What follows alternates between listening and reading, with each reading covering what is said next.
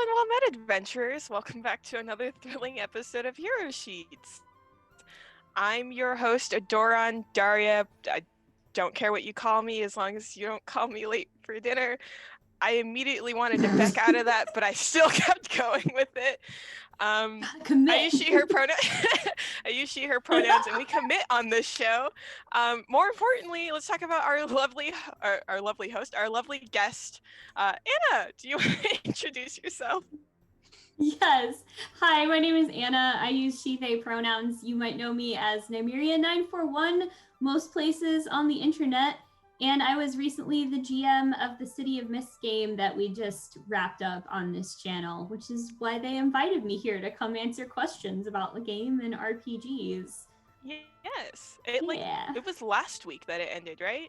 It was, yes. We had a very climactic conclusion in the land of dreams and nightmares, and there was a Midwestern postal lady involved. It was good times. It's good time. I love to see it. So we probably won't dive into spoilers unless chat asks like a spoilery question, and then we'll be like, spoilers, this. Plug your ears, la la la. We'll give you like 5 or 10 seconds before we just hop into it. And just like every month, I don't know a good transition from introductions to questions, but I do. Let's hop into these questions. We've got a big list, and so I want to start with like, why did you choose like City of the Mist as like your choice? What's the phrase? Your choice game. Like, what drove you to it? So I actually played City of Mist for the first time earlier this year on a Chromatic Chimera stream as a player, and I really loved it. I was kind of new to the Powered by the Apocalypse type systems at the time. Like, I think I had maybe played a Monster of the Week one-shot once, but I was really intrigued by the concept of it, and I had such a good time while I was playing it on that stream that it gave me ideas for other stories that I wanted to tell using that system. So if you're not familiar with City of Mist, it's a Powered by the Apocalypse RPG where everybody plays as a character that has a real life myth or legend living inside of them. So when you get the typical like PBTA playbooks or whatever that the characters get to use, each player gets to design their own, and they decide what their mythos is, which is like the myth or legend that they're embodying and how much they want to lean towards the mythical side or the logos, which is like the mundane everyday life side. I thought that would be a really good system to tell the story that I wanted to tell, and also to give the players the chance to get very creative with creating their characters. Yeah, and I just love that like you literally get to build your own stuff. Yeah. Like that level of like freedom and creativity always like sparks interesting and like cool new concepts. Totally. Speaking of myths and legends, like what's your favorite? What's your bread and butter of myths? So I was always that kid that was really into that, even when I was really young at school. Like, you know, there's always that, you remember those like the Egyptology book that was like that big fake encyclopedia book or whatever about like ancient Egypt and mythology? I loved those kind of things. I never had one, but there was one in the public library, and I used to just spend all my time on that.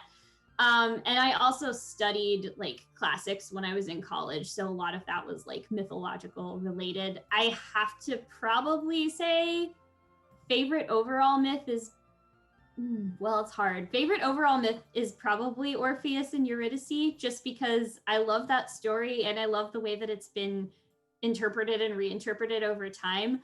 But from this particular campaign, my favorite myth that I put in there was the puka, which is from like Irish myths and legends. And if you were watching that, that was what Stephanie and Tiffany, the horse girls, mythos was. They could turn into these sort of nightmarish black horses with fiery manes and tails. And I love the idea of something that just looks like a normal person, and then one day they get activated by the presence of nightmares and they just turn into this nightmare horse.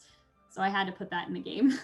It was very cool and like fun to just, I was gonna say see, but it was more hearing. It was fun to like hear. theater of the mind. Yeah, exactly. But like you described it so well that it felt like I had just scene. It's just cool. I stammer a lot during the show because I always get overwhelmed with like all of the cool stuff that the guests do. And I should have given you that warning beforehand, but we're in it. We're here. So speaking of, I'm going to do that as a transition a lot too, I've noticed, speaking of. But like, so your setting was very fun. It was figuring out how words work. I have my notes from the first episode, and so some of the notes that I had before I quite understood what was like how you built up your setting, I was like, oh, this is kind of like Percy Jackson, where like you kind of like know a thing, and then I was like, oh, it's like a little more widespread and a little more common, and I loved that. And so how did you kind of build up this setting and decide the rules of your world, of like who knew and who didn't, and how do people interpret and understand this?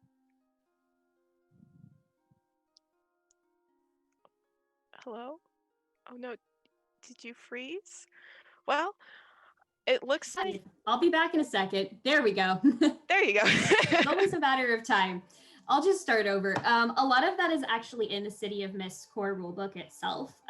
They have this idea that like whatever your city is, it's always some kind of fictional city similar to like Gotham in the DC comics. So you can have it be inspired by whatever real life place you want, but it is always a made up place. And then there's also always this concept of like the mythos people that are aware of magic and supernatural stuff. And then the people that aren't aware are called sleepers. And they're kind of like the bystanders that figure out some other way to, you know, rationalize away the unexplainable things that they see, or you know, people can cover up the truth of what's really going on. So some of that was actually like really nice built into the system for me, because I didn't have to come up with what this city would be like. I just got to come up with the locations and the characters. Oh, hi, raiders. Hi, Honorian. Oh, we have raiders. Thank you so much for the raid. Thank you Hello. so much. We are that's just so cool. I know. I love when it happens. We're just vibing, talking to Anna about all of the cool stuff that she did with her show. So you guys should vibe and hear all the cool things that she has to say about like myths and tabletop RPGs. Yeah. So a lot of the bare bones is in the system, but then like all the specific locations and the NPCs that the players came up with, I just designed myself. So yeah. Nice. And so, I guess to be more specific with that question, so how did you come up with the queue and the brownies? Oh, I love them so much. Okay, yeah. So when we did our session 0, which we also streamed, I was trying out like a new thing where you stream the session 0. That was when we were kind of introducing all of the players to how to build your characters and how this game works, because I don't think anybody had ever played the system before except me, and I had never GM'd it before. So I was like, let's just have a session where we chat, talk about our character ideas, do all that good stuff. And the players actually came up with those themselves. So one of the things that you do when you make your character in City of Mist, you decide, you know, what your mythos tags are, what your logos tags are. You also get like a crew tag, because the idea is that you all already know each other. You are all a crew in some way, shape, or form. And your crew card is the part of your character that unites all of you. So you have special power tags that come from that crew, and you also have weaknesses that come from that. So the players decided that they wanted their characters to be kind of various levels of involved in this sort of off-brand YMCA or Boys and Girls Club, but it was sort of X-Men-like. They wanted it to be a community center that would be for like young kids who were discovering that they had a mythos and like coming there to sort of do training and learning all about their powers and things like that. So, oh my goodness. Another raid. I'm so sorry, but we're just kidding. Raids. Hi, Encounter Roleplay. Thank you for stopping by. Holy crap. It's great to have you all here. Yeah. Wow. Just talking to Anna about her really cool stream. She did a City of Mist mini campaign that we had on the channel that you guys should totally check out after this. Anna's explaining how they came up with stuff. I completely... Yeah, no Yeah, kidding. that was actually all my players' idea. The idea for the queue, and then the brownies they thought would be fun because like in the US the youngest of the Girl Scouts are called the brownies, but brownies are also like these little fae creatures that are like supernatural house spirits in like English and Scottish folklore. And so they were like, "Oh, it's perfect because they're like little kids, but they're magic little kids." Ah, so that was all That's my so cute. players. That I was didn't. them. I just helped, walk them through making the power tags for all that. So I love that. I didn't know that yeah, brownies were also like yeah. little phase, but I did recognize. I was like, oh, like a brownie scout.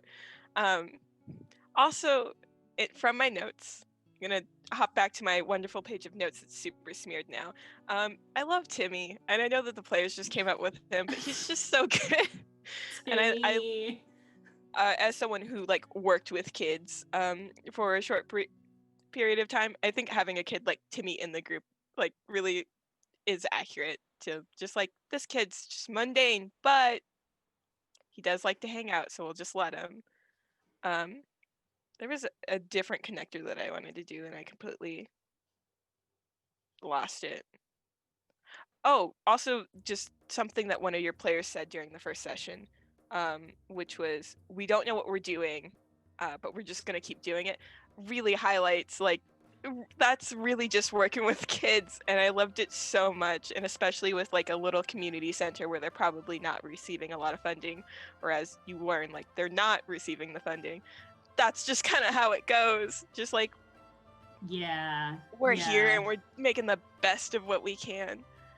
So yeah, hop back to my questions list. So what did you, there were a lot of really fun moments from the campaign, but do you have like a overall like favorite moment?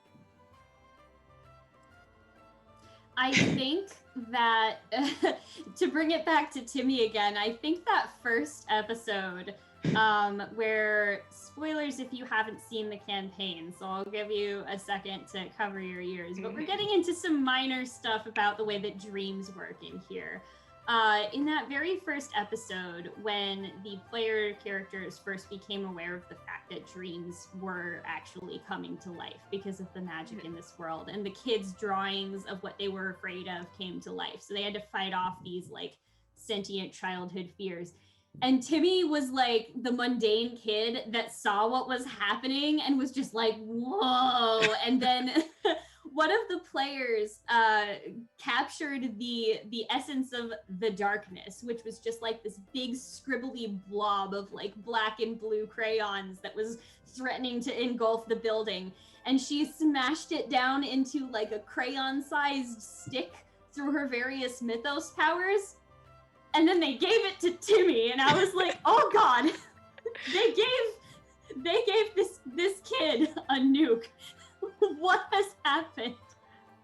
I remember just like being like, what is going to happen next? That was really great because it was such a creative way to deal with a problem in combat. That's one of the things that I like about this system a lot. Like, I still hold that the most fun moments I've ever had in combat in a TTRPG were when I was playing City of Mist on that other stream, because the amount of things that you can come up with and the creative ways that you can solve problems and fight stuff, I would never have thought of that. And I don't know of any other TTRPG that would have rules as written let you turn the literal darkness into a crayon. It And was wonderful. I absolutely love it. Wonderful. Not to hop into the section of the show where we talk trash about D&D, but it's I talk about it like every month that I just don't like how restrictive, and like combat's my least favorite part of D&D, and so to see different systems and how they deal with combat, City of Mist is probably one of my favorite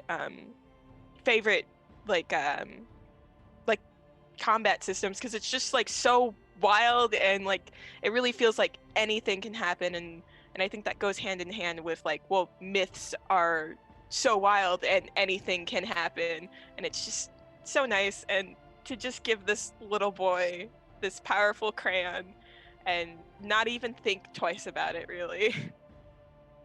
Oh yeah, we also got Half-Arsed Hermit Lydia in the chat said, preach from every mountaintop, open initiative for 5e. So that's actually something that is, it's always interesting seeing how people adjust to that, because that's how initiative works in City of Mist. It's like movie rules. So it's very much like a cinematic, the camera moves around and one person does their cool move and then the next one does the setup and then somebody sets a trap or whatever. There's not really an initiative order. You just step in when it feels, and it's always interesting to like watch people who are maybe more used to playing from 5e or other TTRPGs that have a lot more like structured, almost like a turn-based approach, I guess. And then like get to the point where it's like, oh, I don't know if I should do something yet. Is it my turn? Can I do this? And then like watching people get more comfortable with the system and then being like, all right, here's what I'm gonna do. And that's why it's gonna be awesome. And yes, open initiative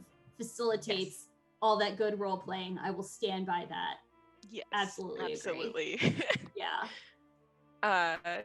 So I'm gonna snag a question from our Discord. If you haven't already joined our Discord, you totally should. It's where we get a good portion of our questions.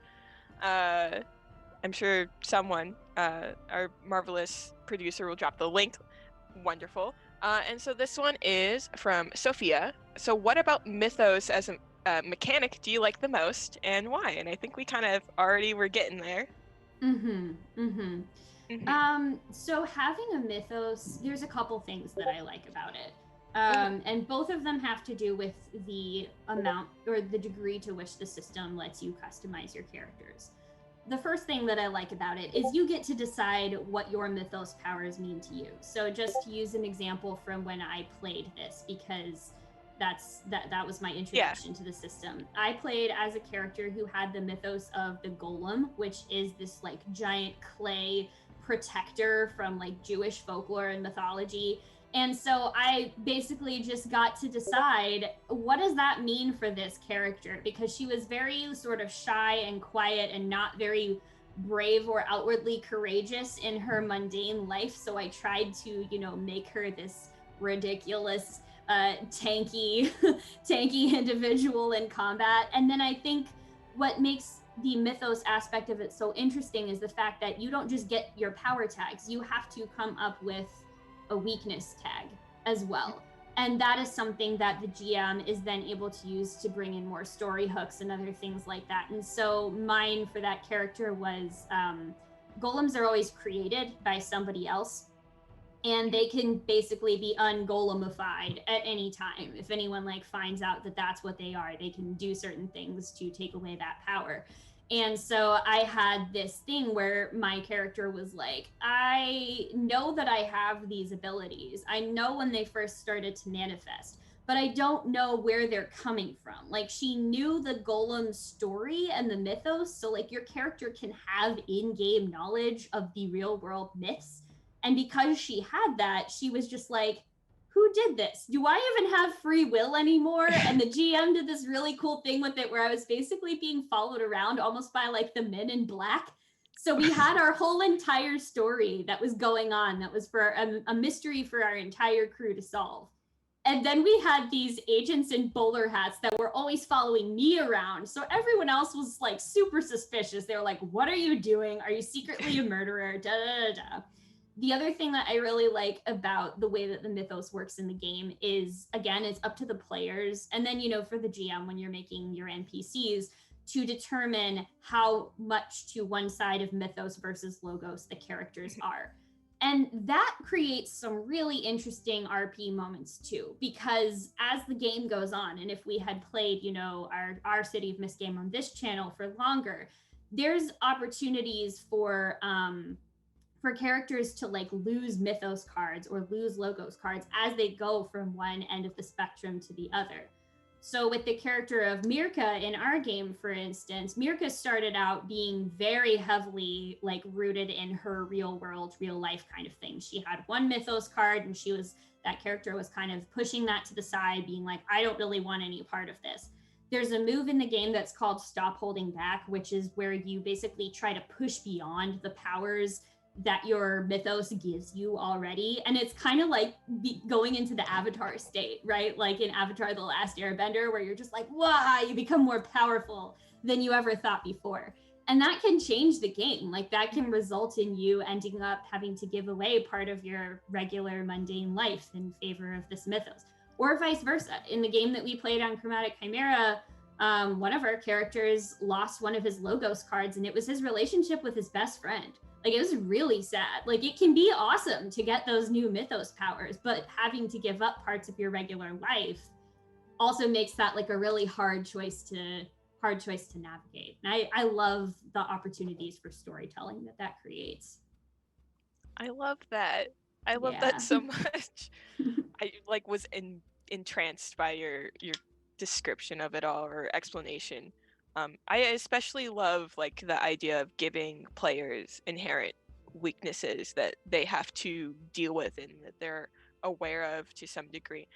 Again, not to shit on D&D, but you don't really have anything like that.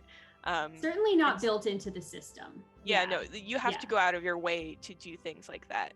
And I like characters with faults, and that's another way to add like a fault or something for them to work against, which is always really fun.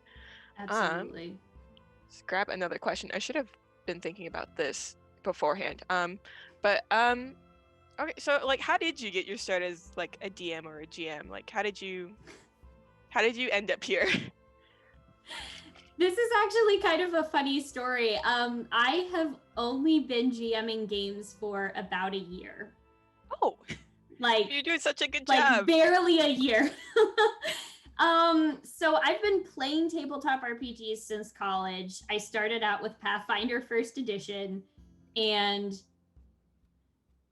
that was also the reason why I was so reticent to get back into more like heavy roleplay games, because that system is pretty lethal. It's like you die easily and a lot. And then when I started playing with the group when I moved to my most recent city, I was like, oh look, here are all of these other RPGs. Some of them are more storytelling, some of them are more combat-y, but I'm enjoying them a lot. And I think the thing that pushed me to want to start GMing games was the fact that, like, time and again, every gaming table that I would sit down at, I would be like the only femme presenting person at that table. And I was just like, it's not that I have a problem playing RPGs with dudes. I don't. It's just that I wanted people to see that like the hobby is more than just the stereotype of what the hobby looks like, right? And yeah, like in some ways, as like, yeah, I'm a lady, but as a white queer person, I'm also kind of like, you know, still a bit of the stereotype of what the hobby looks like, right? But I was ready to try and make the table a more open and welcoming place. And I got really tired of going to conventions and being like, I am the only person at this table who looks like me. I was done with it. So this time last year, I was like, fuck it, I'm just gonna write my own adventure for Mouse Guard, because that's an RPG that I love.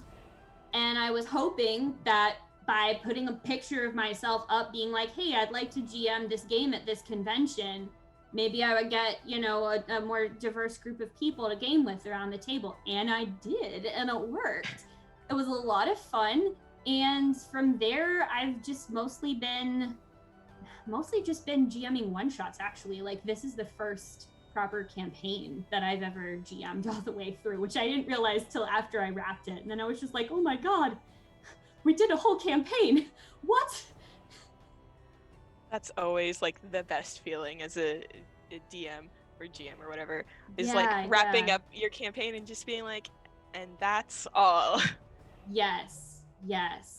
It was very satisfying. And honestly, as like your first campaign, you did such a good job with it all, because I know that mine just was like a bunch of loose threads, and it was messy, but like it was so cohesive, the story that you wanted to tell and the story that your players also got to tell along with you, that it was just, I thought you had been doing it for years. No, not really. I mean, I have been writing for years and playing games for years, so I think that does help. Like, I Helps. think that Yeah. especially when you play with a system like City of Mists that, you know, draws a lot upon like superhero tropes and noir tropes and all of these other similar cinematic things that the PBTA games do really well. It's really useful to have that as a storyteller because you know how to use those tropes to create tension and create dramatic moments and create excitement. And yeah, it makes my job easier because I don't just have to come up with something out of whole cloth. I can just be like, all right, well, the players have decided here's some things they want with their characters. What can I do to push against that as a storyteller and like give them hard choices to make and give them moments where, you know, they'll have to make a decision to like be heroic and step up and defend the city or whatever. And they did great. I really enjoyed that. This isn't a question from our wonderful sheet of questions, but did you have like a favorite like player to player moment, like like a favorite interaction that your players did that you were just like this? I actually think it was the start of our second episode. So we had kind of a long break between our first and second episodes just because of schedule difficulties. Who's your favorite player? That's Calm kind of what down. I was asking. My favorite moment between the players, though, was because Doc Rimbo, who is in the chat right now, was not there for our first episode. So the other players had come up with this plan to basically do some corporate espionage on the guy that they were suspecting was going to tear down the community center. And then at the end of that session, after we had like gone offline of the stream, I was like, so how are you going to tell Isaac, who's Doc's character? And they're like, oh my God. And he was, you know, just off on his like corporate leadership activities retreat. So that interaction of how they had to explain, so yeah, we want to like bug someone's office so that he won't tear down our building. And he's like, sorry, what? It was, I died laughing. It was great. I think in the first episode, like they kind of wave it off like, oh, Isaac will be cool with it. We'll just email him. Yes. Yes. Oh, very good. And they did. Yeah. That was how the recap happened, was via email. Which is the recaps are also very fun to like look through as someone who like just watched the VODs that got uploaded later. But like I'm a cheater when it comes to those things. I'll read the recap first and be like, oh, is that what happened? And then I'll go through and watch it and just wait for the exciting things to what's the word? Happen, and then manifest, get shocked by the manifest. I don't know, you know, hand gesture, this one. I lost my train of thought. Yeah, the email replies, the auto reply that you had in the first email, like, oh, get back to me, or if it's an emergency, contact this person. Also very good. That's also in my page of notes. I'm gonna hop over and take another question from our Discord, which is also from Doc. So what novel or historical text would you like to most see adapted into a new RPG system? I know you asked this question because you knew it was like asking which of my children was my favorite, and I'd have to throw all of the others into the sea. So thanks. It was also one of the first questions we got, so you had time to think. I know, and that honestly didn't make it any easier. So I kind of got to do this to an extent with this game because while a lot of the mythology was based off of like Irish mythology and folklore, because like that's sort of my family background, but it's not one that you see too often in pop culture, and a lot of people don't know about it, so I thought it would keep things fresh and keep things interesting. But I also drew a lot on my love of Shakespeare, which if you talk to me for like more than 15 minutes, you'll know is something I love a lot. So this was kind of my love letter to The Tempest, that play. I don't have like a specific work in mind for adaptation, but I want to try like continue telling these type of stories, like very literary stories, with systems, and I have an idea for a combination of some Shakespeare things, some Elizabethan spy drama, and the Zweihander RPG, which I also love. Full disclosure, I work for that company as well, but I had the idea for this campaign before I got hired, and I was like, what if we made a Renaissance like RPG, and then we combined it with this specific part of history, and then we had spies. So it's That's not so necessarily cool. a text, it's more just like an entire body of work that I'm just like, go be in Zweihander now. That sounds so cool. Like, if you ever need someone to like play test stuff, or you just want to, like, I'm always down. That sounds so cool. Oh yeah, totally. I mean, it's kind of taken a little bit of a back seat because I've been busy writing Zweihander stuff for the book that we have coming out soon. But then I'm just like, in the back of my mind, I'm like always thinking about and always working on ideas for that. So yeah. We love that. Just like your little love letter project. Yeah. Okay, so I'll grab another question from our Discord. We'll take from Frost Warden. This is a long one, so hold on. Is there a particular system that you would prefer for rolling dice in games? For example, the D100 system in games such as like, I don't know what the abbreviation is for, but the COC. Call of Cthulhu. Thank you. Yeah. The myriad of dice in games like D&D or Pathfinder, or games where you roll a whole bunch of D6s like Mistborn. And how would you feel about the aids or hinders of the narrative aspects in the game?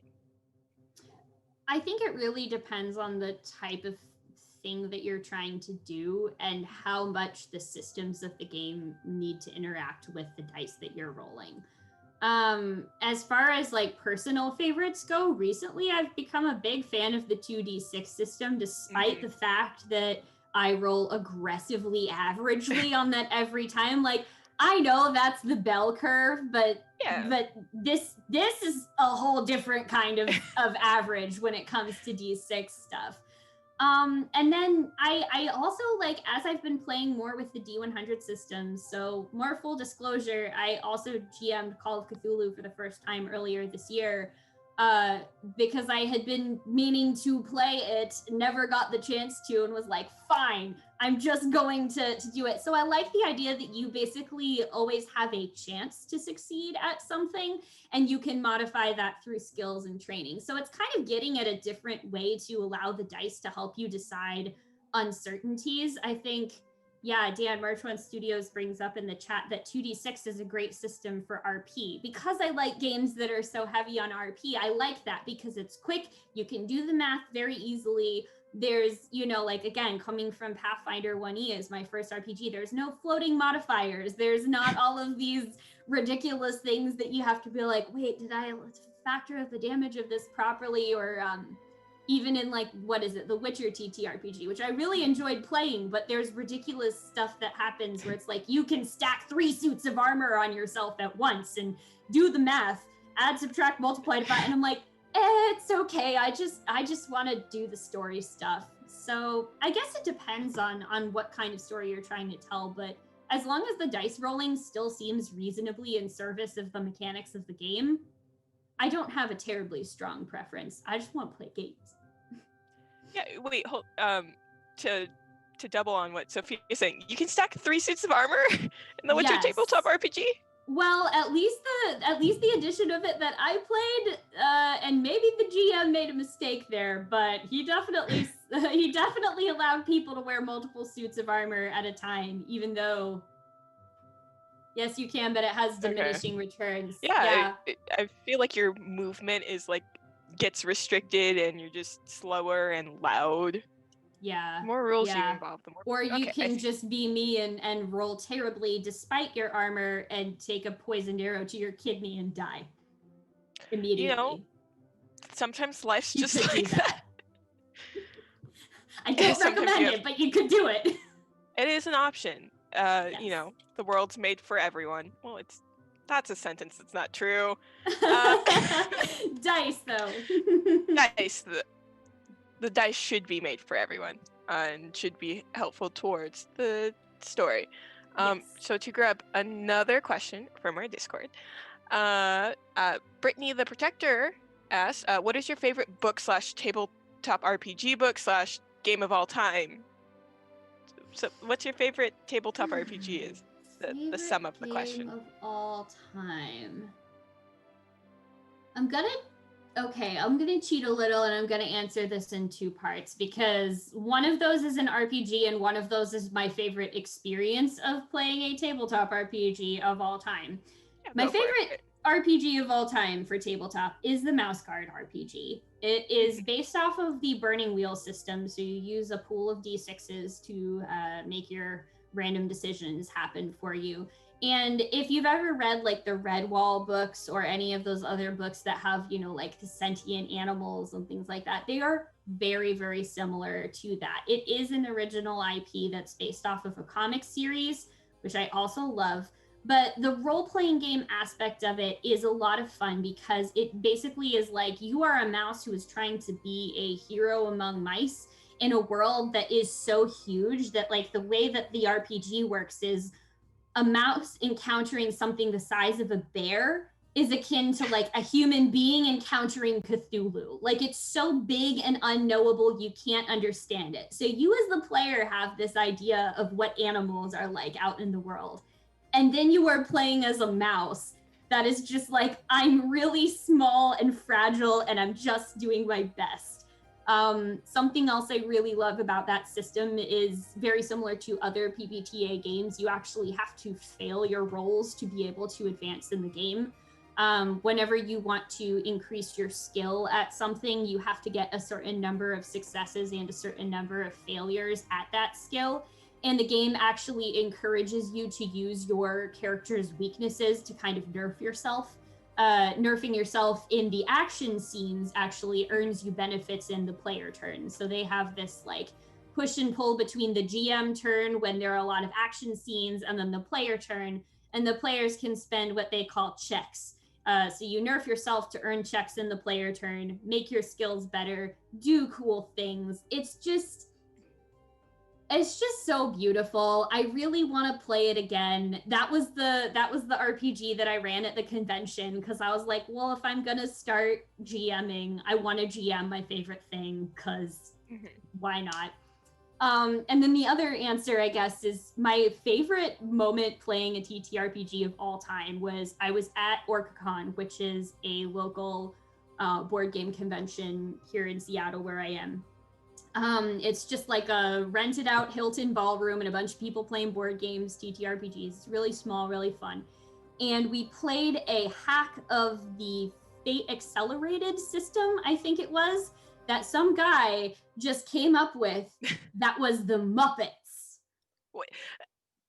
Oh, I love that. The Muppets. So he came with a bunch of pre-generated character sheets and it was just like magic because the group, everyone was very fun-loving and respectful and everyone got so into it. And it's like, I think we've all had game tables where like it doesn't work out well. The group chemistry is just kind of off or you get somebody that's being a troll or a jerk or something like that. But this was perfection because the second we all sat down and people took their pre-gens, none of us knew each other beforehand and everyone starts talking at each other in Muppet voices. The guy who was Beaker did the meep, meep, meep, meep thing the entire time. He didn't say any like other words except for that and pantomiming. Who was I? I think I was like Fozzie or something like that. And it was great. Like the whole plot was just this off the rails. Everything's been stolen from the theater and you need to get the seats back and the stage back and the lights and the costumes so that we can do the Muppet show. And it was just this like 2.5 hours of just pure joy. It was great. Oh, I love that. We need something like that on this channel. Yeah.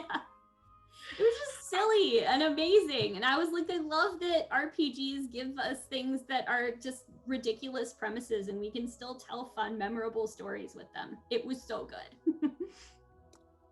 I'm like actually like in love with that. And now I'm just like trying to come up with a concept of like, okay, so how would I do that on the like this? How would I do that? How could we do Yeah, that? yeah. Favorite um, moment doing an RPG, hands down. oh, that sounds so good. What's your favorite Muppet while I look for the next question? Oh, my favorite Muppet. My favorite Muppet. Probably my favorite Muppet is Kermit because I had this little Kermit when I was a kid that I would like play with. And I didn't realize that that meant that like Kermit was my favorite Muppet until I was an adult. We went to a Muppet exhibit at a museum here in town. And I remember turning the corner and like uh seeing the Kermit Muppet with like the banjo from Rainbow Connection, and it was playing on the speakers, and I just got like teary-eyed there in the museum in front of this exhibit case, and I was like, oh, wow. I love Kermit. I love Kermit. I'm a big fan of Gonzo. Uh, and then there are a bunch of memes everywhere now about like how Gonzo's for the gays, and I was just like, yes, that's I didn't exactly what it realize is. that. I He's got, guess yeah.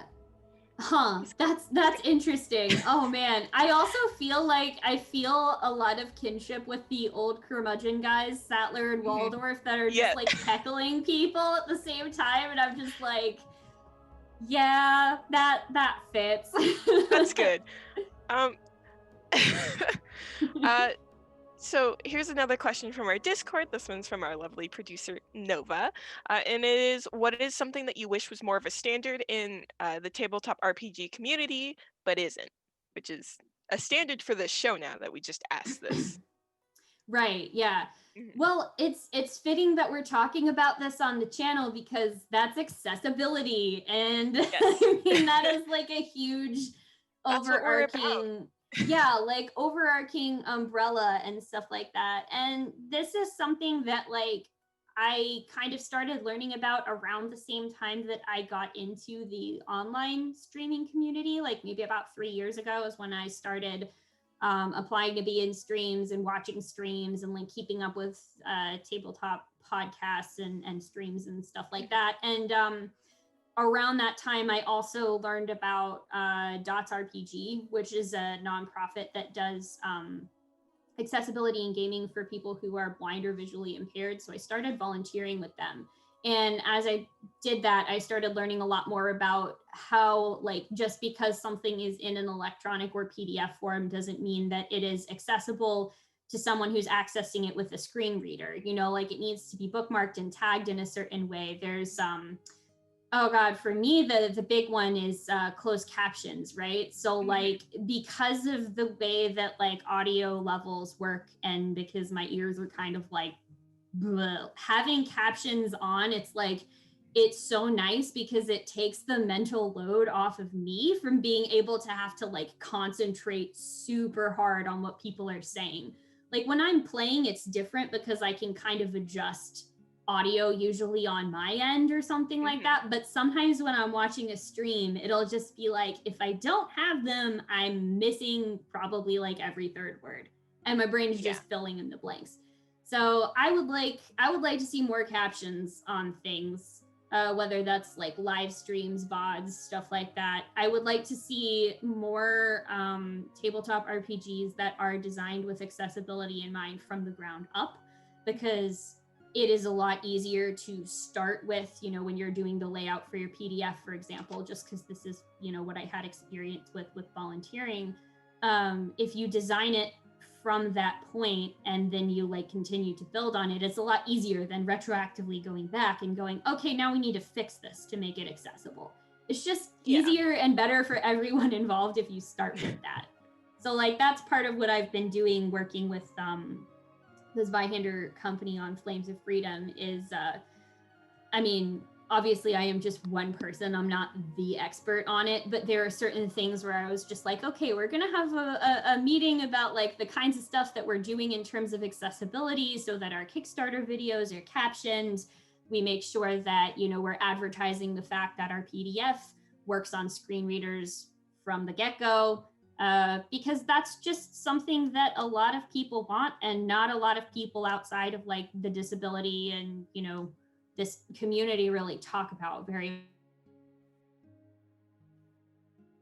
Ooh, we've lost Anna once more. But I'm just gonna vibe for a second because I'm sure that she will be back soon in hopes. Very much. So I'm just like, yes. Oh. Did I come back? You're back. Yeah, there you go. Sweet. Awesome. I need to get myself out of full screen real quick. It's all right. That was very strange. Okay. It's just life. Life is strange. I see what you did there. I don't play video games, but I can make references. I think we just missed the tail end of that, but I also basically just that this is something I don't see people outside of the disability community talking about very much. So I'd like more people to talk about this so that this becomes the standard, because aside from the people that are just trolls that are like, if you're disabled, you can't game, I'm just like, I'm not going to reach you. What I'm hoping to do with advocacy and stuff like that is to reach people that literally just don't know, because there's so much that you just don't know. Even, if you are part of the community, everybody experiences the world differently. Everybody has different access needs. What you need is very different from what somebody, even if they have the same disability as you, they might have different access needs. So that's what I want to do, is like that education and outreach, just so that people are aware, and then they can be talking about it and being like, oh, this is a thing I didn't consider before, and now I do. So. And that's probably my favorite thing about like joining like the Heroes Without Limits community, is just like learning how to be accessible and making things easier for other people. I remember trying to do things at work to make them more accessible and getting pushback and just being like, well, it's either this or you fire me. And then I got a new job. Yeah. But that's life. And I so very much love seeing everyone's different answer to this, because they're all very good answers and like just great. We're a great little community here. Not to brag and boast about what we've got, but it's good. And I could be wrong, because I am wrong frequently. But did we go through all of the questions, or did I miss one? Let me. I know I skipped over some of my questions. We had a couple about Flames of Freedom, mechanics for strong role playing, mythos I'd like to embody. Okay, so yes, I did skip over questions because I don't know how to read. There's a lot of them. Y'all really came through on this, so thank you to give us fodder to discuss. And so this will probably be our last question, because we're about at that hour point. But it just means that at some point I might invite you back to ask the rest of these questions. Yeah. So we'll do this question from Colonomicon. Yes. Colonomicon. Like the Necronomicon, but a person. But in your experience, what game has the best crafted mechanics that encourage strong role playing? Which I think we've talked about a lot. But we have. So I've also very, very recently gotten into diceless and GM-less games. So these are games that are even more like highly narratively improv than even the PBTA games, where there is a lot of flexibility and such for role playing. If Cleric of Corda is still in the chat, she actually introduced me to a game called Stille Nacht, which is a ghost story that is about a group of people who have survived a natural disaster, and they are all connected in some way to a ghost who is played by the GM, the facilitator, whatever you want to call them. And the ghost has come back as part of this seance, basically, for the night to talk to the people that saw them on their last day on Earth and ask them questions.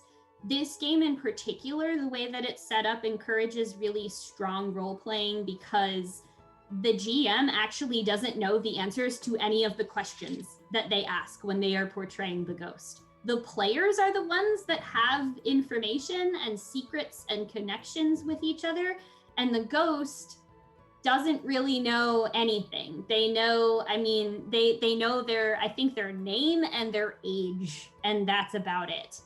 So it encourages very strong role playing, first of all, because you have to work together so collaboratively in order to see the story emerge. And also, I think the fact that there's not really, I mean, it's not really true not to say there's not a GM role or something like that, but because the role of the person playing the ghost is so interactive, it's a bit different from the traditional, like, well, the GM is sort of arbitrating the table in some way, and the person who's facilitating actually does get the chance to play, albeit in a different way than the characters. The other game that I really like for this is a true GM-less game, and that's called Sleepaway. This is a game that I GM'd as well earlier this year on Chromatic Chimera. And if you got the Black Lives Matter bundle on itch.io a while ago, you have access to this game. Yeah, I was going to say, I think I read through the PDF for this, and I was like, this is cool!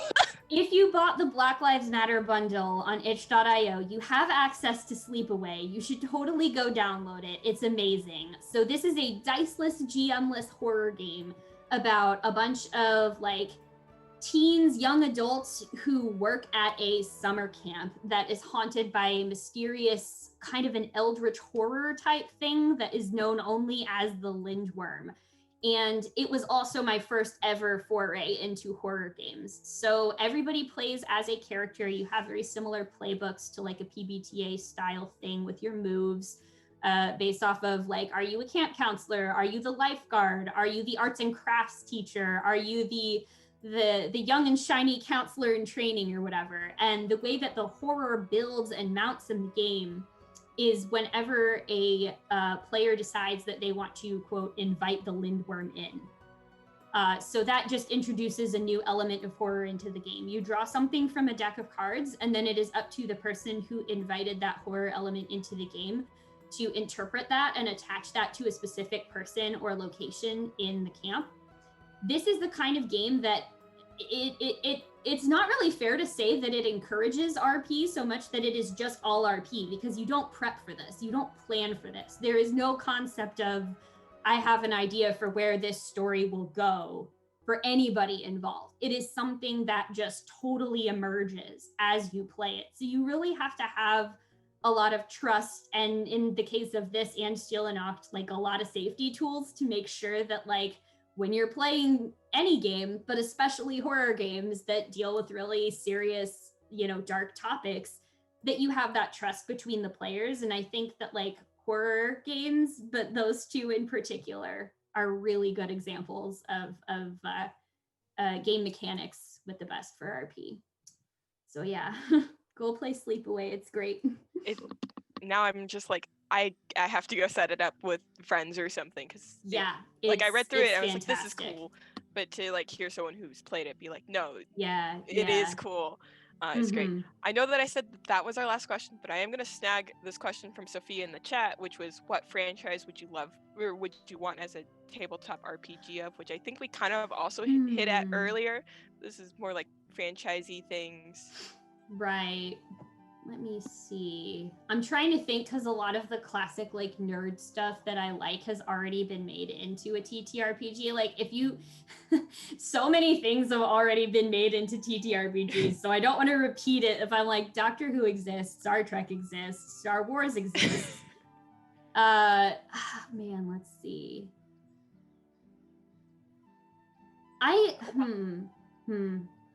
The main thing I could think of that I would want an RPG of, that as far as I know it doesn't exist exactly, is Buffy the Vampire Slayer. Oh, that would be fun. Because I love that show, and there are a lot of TTRPGs that like take that as inspiration, but I don't think that there's one that's actually set in that particular world proper, right? So that would be super cool. I would enjoy that a lot. Yeah. Monster of the Week has the vibe, but you're right, it's like missing the setting. It's inspired by very heavily in some cases, but yeah, that would be really awesome, like IP to have an RPG for. Yeah. I know that this question was not directed at me, Sophia, but I have an answer that I'm going to share. Oh, Monster Hearts 2, which I absolutely adore. But I would love It's a super good game.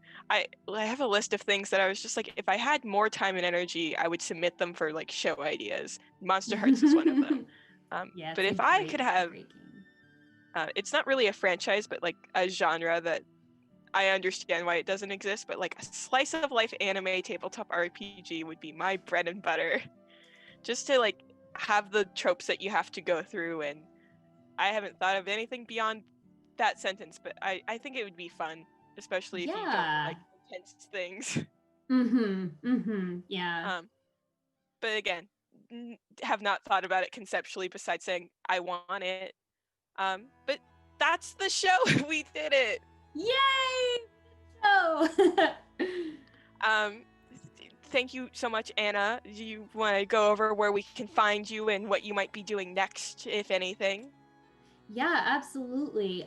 So yeah, like I said, you can find me most places on the internet at Nymeria941. I do a lot of streaming, not just here, but also over on Encounter Roleplay and Chromatic Chimera. On the Chimera tomorrow, actually, at 8 p.m. Eastern time, because I know time zones.